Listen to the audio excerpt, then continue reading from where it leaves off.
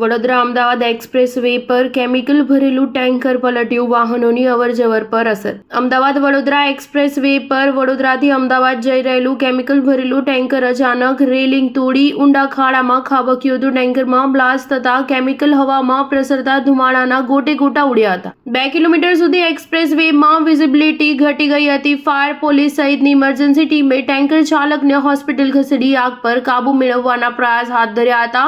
મોડી સાંજે express way પર તમામ વાહનોની અવરજવર પર પ્રતિબંધ મૂકવામાં આવ્યો હતો. કેમિકલની અસરના કારણે 3 વ્યક્તિ બેભાન થઈ જતા તેમને પણ હોસ્પિટલ ખસેડવામાં આવ્યા હતા.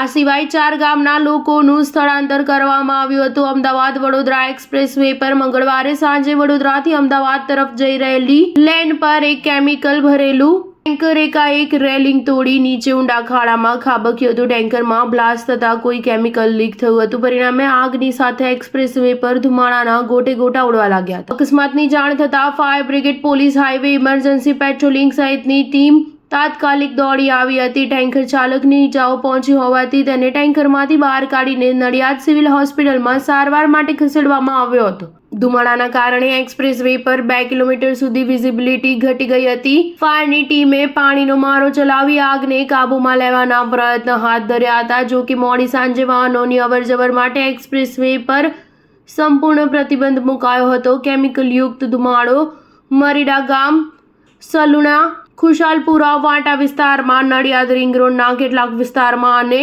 બિલોદરાના કેટલાક ભાગમાં ફેલાયો હતો. ઝેરી ધુમાડાના કારણે ગ્રામજનોને ગણતરીની મિનિટોમાં જ કાન, નાક, આંખ અને ગળામાં અસર થતા બળતરા થતી હતી. જેમાં મરીડા ગામ નજીક 3 લોકો બેભાન થઈ ગયા હતા. 3 વ્યક્તિઓને તાત્કાલિક નડિયાદ સિવિલ હોસ્પિટલ ખસેડવામાં આવ્યા હતા અને જિલ્લા કલેક્ટર દ્વારા આદેશ અપાતા 4 ગામનું લોકોનું સ્થળાંતર શરૂ કરાયું હતું. સ્ટાર ન્યૂઝ 7 હંમેશા સચ્ચાઈની સાથે.